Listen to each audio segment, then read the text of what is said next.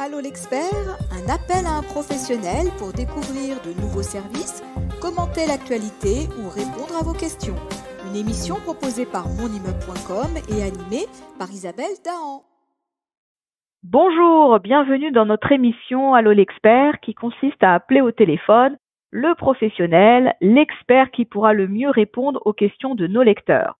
Alors voici la question, comment bien organiser un chantier de consolidation des sols en copropriété? Je suis Isabelle Dahan, journaliste et fondatrice de monimmeuble.com et j'accueille aujourd'hui Farid Benjaffer, directeur général de Géosec France. Bonjour Farid. Bonjour Isabelle. Alors peut-être avant de répondre à la question, un petit mot sur Géosec quand même. Oui, donc Géosec est une entreprise spécialisée dans la consolidation de sol par soit injection de résine expansive ou mise en œuvre de micropieux. Voilà, donc ça dépend du sol, on s'adapte au résultat de l'étude géotechnique. Alors maintenant, on répond à la question. Alors comment ça s'organise un chantier? Alors on a dit en copropriété, mais bon, en fait c'est aussi surtout en milieu urbain, hein. C'est là que la difficulté se pose. Tout à fait. Alors c'est vrai que intervenir en copropriété, c'est-à-dire un immeuble, déjà il y a beaucoup d'interlocuteurs, donc il faut très bien, je pense, il faut vraiment bien organiser le chantier. Avant, c'est-à-dire avant le début des travaux, détecter les interlocuteurs, c'est-à-dire avoir les coordonnées de toute la copro, les syndics de copropriété, le conseil syndical qui peut intervenir, éventuellement un maître d'œuvre, et les bureaux d'études qui ont fait des études préalables. Quand on a tous ces interlocuteurs, nous, en tant qu'entreprise, on arrive à mieux gérer la préparation de ce chantier. Par exemple, pour définir tout simplement la zone d'implantation d'un chantier, il faut faire un affichage, par exemple, des infos du chantier, les éventuelles nuisances. Il y a dans les copros aussi, s'il y a des sous-sols, tout ce qui est libéré, comment libérer toutes les caves, être sûr que tous les accès sont prévus pour nos équipes et pour qu'il n'y ait pas de surprise sur chantier. D'accord. Donc il y a un travail en amont. Il faut prévenir de votre arrivée et que tout soit prêt pour que vous puissiez intervenir dans les meilleures conditions, on va dire. Voilà, exactement. Par exemple, quand on est déjà intervenu sur des copropriétés, en général à Paris, il y a aussi tout simplement l'entrée-sortie pendant le chantier. On doit plutôt mobiliser une partie du porche, du portail. Il y a des poussettes, comment faire? Est-ce qu'il y a des heures où on doit arrêter le chantier? Nous, ce qu'on veut, c'est vraiment avoir tout le panel des problématiques, les anticiper pour avoir le moins d'impact possible.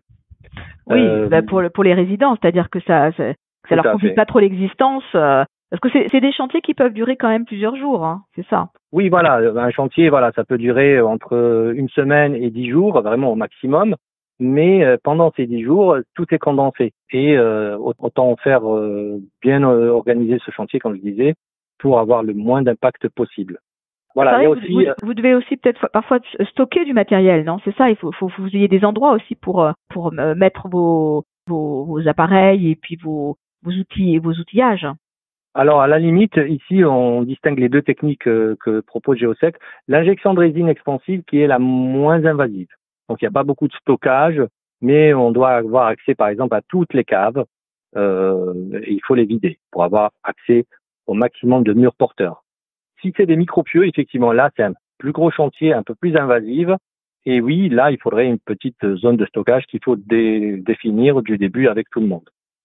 D'accord. Un autre point aussi important, c'est tout simplement que le syndic de copropriété, par exemple, ou le maître d'œuvre prennent contact avec les bâtiments avoisinants. Parce que quand vous avez des interventions comme celle-ci, on doit, nous, en tant qu'entreprise d'intervention, garder un œil sur ce qui se passe de l'autre côté. Donc, il est important de savoir si le bâtiment de droite ou de gauche, voire même celui qui est en arrière-cour, a aussi est fondé au même niveau, c'est-à-dire est-ce qu'il a des caves aussi, d'accord? Est-ce qu'elles sont accessibles? Et elles doivent être accessibles pendant le chantier pour qu'un de nos opérateurs soit de l'autre côté du mur pour voir ce qui se passe. D'accord. Donc Il n'y a pas de frontière en fait. Bon, c'est vrai que les sols continuent sous les bâtiments, donc il n'y a pas vraiment exactement, de séparation physique. C'est tout à fait. au niveau des sous-sols, il y a un prolongement. Il faut faire attention. Voilà, tout à fait. Je pourrais même aller à dire, voilà, il faut aussi peut-être prévoir un référé préventif. C'est-à-dire le maître d'œuvre qui peut demander à un initié de passer sur tous les étages, et ça demande vraiment de l'organisation, rentrer dans tous les appartements, relever les sinistralités, comme ça au moins on a une image du sinistre, des pathologies avant les travaux. Donc ça, ça pourrait être intéressant de le faire. D'accord. Donc c'est surtout une organisation en amont du chantier. C'est surtout ça qui est important. Exactement. Pour la bonne réussite de tout chantier, c'est aussi la connaissance du site, des interlocuteurs, et pour que l'entreprise puisse s'adapter à toutes les problématiques, mais aussi pour que les copropriétaires, un par un, des fois il y a des activités commerciales, vous voyez, donc qu'on sache un petit peu, chacun va lâcher un petit peu de son petit confort pendant ce chantier-là pour qu'il puisse se dérouler, et ensuite qu'on ait un bâtiment plus stable et que tout le monde puisse reprendre ses activités de façon très très sereine. D'accord. Est-ce qu'on a totalement répondu à la question, Farid? Est-ce qu'il reste encore quelque chose à dire? Alors pendant les chantiers, je dirais pendant les chantiers, il faut aussi si les bons interlocuteurs sont là, on peut gérer les éventuels petits imprévus et que tout soit discuté lors des réunions de chantier. En général, il va y avoir au moins sur un chantier d'injection de résine, une dizaine de jours, vous avez au moins 2 réunions de chantier. Donc au moins, on peut faire des points. Sur celui de micropu qui peut durer un peu plus longtemps, on a 3-4 réunions de chantier où tout peut être négocié, discuté pour trouver des issues à toute problématique imprévue.